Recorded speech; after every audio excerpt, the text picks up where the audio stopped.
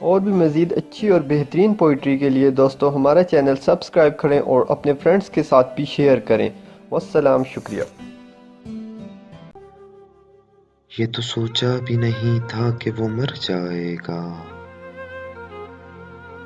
चांद एक कब्र के सीने में उतर जाएगा।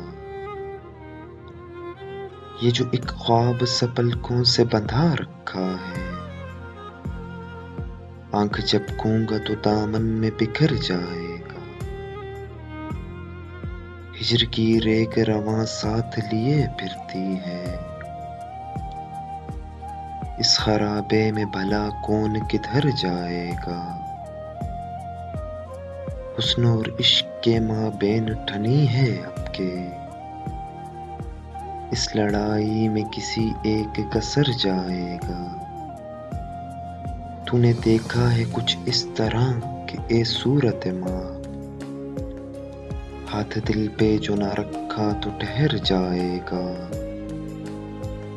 देखना एक न एक दिन तेरी खुशबू का जमाल, दर्द की तरह रगे जा में उतर जाएगा।